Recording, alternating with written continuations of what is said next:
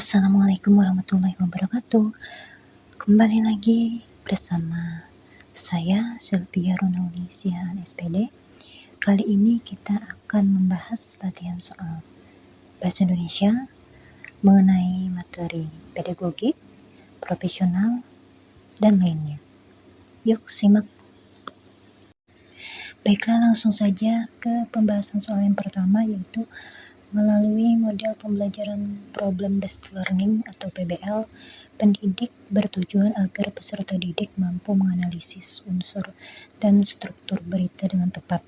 Pengelolaan kelas yang tepat adalah peserta didik dibebaskan untuk mencari berita dan memilih kelompok sesuai dengan kehendak peserta didik, ataukah membuat sendiri kelompok kerja dan mengerjakan teks berita yang sudah ditentukan oleh pendidik, atau menentukan sendiri berita dan pendidik mengelompokkan peserta didik sesuai tempat duduk, atau mencari pasangan kelompok dan menganalisis berita yang diberikan oleh kelompok lain, atau memilih berita yang disediakan pendidik lalu membuat kelompok sesuai berita yang dipilih.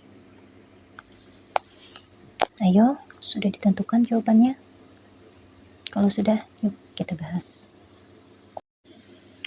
Dan ya, jawabannya adalah memilih berita yang disediakan pendidik, lalu membuat kelompok sesuai berita yang dipilih. Nah, dalam model pembelajaran problem-based learning atau PBL, pendidik berperan sebagai fasilitator yang memberikan masalah, dalam hal ini berita, yang harus dipecahkan oleh peserta didik. Peserta didik kemudian bekerja dalam kelompok untuk menganalisis dan mencari solusi atas masalah yang diberikan. Soal selanjutnya. Pada akhir pembelajaran teks eksplanasi, peserta didik akan diminta untuk membandingkan teks eksplanasi dengan teks lain. Urutan pembelajaran yang tepat dilakukan agar kegiatan pembelajaran lebih efektif, bermakna, menyenangkan, dan aktif adalah: A. Menjelaskan kaidah kebahasaan, unsur teks, mengerjakan LKPD secara kelompok, mempresentasikan hasil pekerjaan di depan kelas. Atau B. Mengerjakan LKPD, mengidentifikasi unsur kebahasaan teks, mencermati contoh teks dari internet, mempresentasikan di kelas. Atau C. Mengamati teks, bertanya jawab unsur kebahasaan, menganalisis unsur kebahasaan yang ada pada teks, presentasi di depan kelas. D. Membaca materi, menganalisis unsur kebahasaan, mengamati contoh unsur kebahasaan pada teks, menerima penguatan dari guru. Atau E. Menerima penjelasan materi, menganalisis unsur kebahasaan teks bersama kelompok, membuat peta konsep materi, memajang karya. Ayo tentukan pilihan jawabannya. Kalau sudah, kita bahas. Ternyata pilihan jawabannya adalah mengamati teks, bertanya jawab unsur kebahasaan, menganalisis unsur kebahasaan yang ada pada teks, kemudian presentasi di depan kelas. Jadi urutan ini dimulai dengan kegiatan mengamati yang melibatkan peserta didik secara aktif dalam mengenali teks eksplanasi. Selanjutnya, diskusi tanya jawab membantu mereka memahami unsur kebahasaan. Kemudian kegiatan menganalisis unsur kebahasaan pada teks memungkinkan siswa untuk menerapkan pengetahuan yang mereka pelajari. Akhirnya, presentasi di depan kelas menguatkan pemahaman mereka melalui penjelasan kepada teman-temannya, yang juga meningkatkan keterampilan komunikasi. Nah, jadi begitu jawabannya. Siapa nih yang benar jawabannya? Soal selanjutnya yaitu pembelajaran yang berprinsip pada relevansi dirancang sesuai konteks, lingkungan, dan budaya peserta didik. Pembelajaran yang bersesuaian dengan prinsip tersebut adalah peserta didik: A. Diminta untuk mengapresiasi puisi dengan cara membawa alat musik tertentu sebagai media musikalisasi puisi. B. Diajak mencermati video dengan tujuan mencari hal-hal penting, lalu didiskusikan dan dituliskan simpulannya. C. Diajak berkeliling ke daerah sekitar sekolah untuk mengetahui perkembangan atau isu yang marak di masyarakat. Atau D. Diminta untuk menuliskan biografi singkat tokoh inspiratif di sekitar tempat tinggal mereka melalui wawancara. Atau E. Diminta untuk menghubungkan setiap materi yang dipelajari dengan proyek penguatan profil pelajar Pancasila. Sudah menentukan pilihan jawaban? Kalau sudah, yuk kita bahas bersama. Dan ternyata adalah jawabannya yang D. Diminta untuk menuliskan biografi singkat tokoh inspiratif di sekitar tempat tinggal mereka melalui wawancara. Jadi alasannya, tindakan ini mendorong peserta didik untuk belajar dari lingkungan terdekat mereka, yaitu tokoh di sekitar tempat tinggal, melalui metode wawancara yang melibatkan budaya lokal dan konteks nyata atau kontekstual.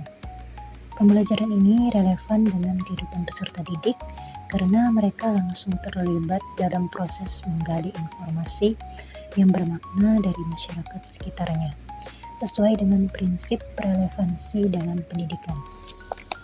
Siapa nih yang benar jawabannya? Selamat ya kalau yang benar jawabannya. Bagi yang belum tepat, tidak apa-apa, terus belajar ya. Gak apa-apa, kita sambil terus belajar. Di sini tempatnya untuk terus belajar. Dan karena kan prinsip pembelajaran sepanjang hayat ya. Ya, jadi tetap semangat, dan bagi yang sudah berhasil ya terus dipertahankan, menentukan pilihan jawaban yang tepat, berarti pemahamannya yang sudah lebih terasa dan sudah lebih baik. Soal selanjutnya yaitu pendidik mengajak peserta didik mengunjungi lokasi dengan tujuan pembelajaran menulis teks deskripsi. Manakah rancangan pembelajaran yang tepat untuk mencapai tujuan pembelajaran tersebut?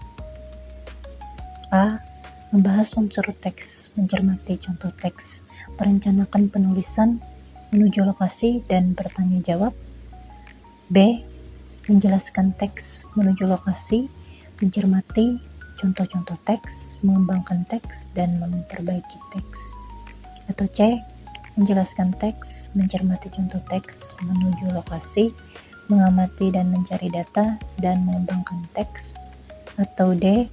Mencermati contoh teks, menuju lokasi, mengembangkan teks, menganalisis dan mereview teks, dan memperbaiki teks. Atau yang E. Mencermati contoh teks, menjelaskan teks, membuat perencanaan dan saling mereview, bertanya jawab, dan menuju lokasi. Sudah ditentukan pilihan jawabannya? Yuk kita bahas bersama. Ya, jawabannya adalah dimulai dari menjelaskan teks, lalu mencermati contoh teks, kemudian menuju lokasi, lalu mengamati dan mencari data, dan mengembangkan teks. Penjelasannya yang pertama, mulai dari menjelaskan teks. Itu memberikan pemahaman awal kepada siswa tentang apa itu teks deskripsi. Lalu, langkah yang kedua, mencermati contoh teks, yaitu mengamati contoh-contoh teks deskripsi yang baik untuk memberikan gambaran yang jelas tentang strukturnya. Kemudian langkah yang ketiga, menuju lokasi, yaitu melakukan kunjungan ke lokasi yang akan dideskripsikan. Langkah yang keempat, mengamati dan mencari data. Jadi siswa mengamati dengan cermat lokasi tersebut, kemudian mengumpulkan data dan detail yang diperlukan untuk penulisan. Selanjutnya langkah yang kelima, mengembangkan teks.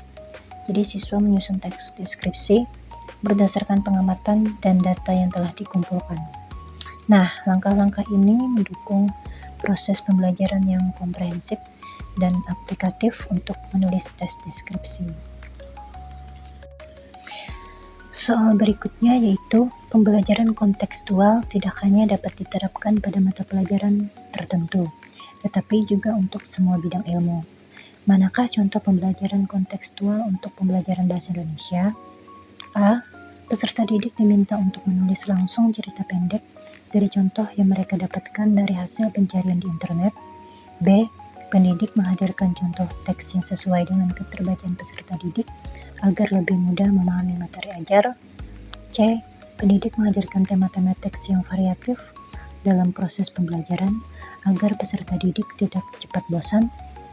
D. Pendidik menghadirkan teks yang disesuaikan dengan lingkungan belajar peserta didik dan tuntutan kurikulum. Atau E, peserta didik diminta mencari teks dengan tema-tema yang menarik dan sesuai dengan fase pembelajaran. Sudah ditentukan pilihan jawabannya? Kalau sudah, yuk kita bahas bersama. Ternyata pilihan jawabannya adalah pendidik menghadirkan teks yang disesuaikan dengan lingkungan belajar peserta didik dan tuntutan kurikulum.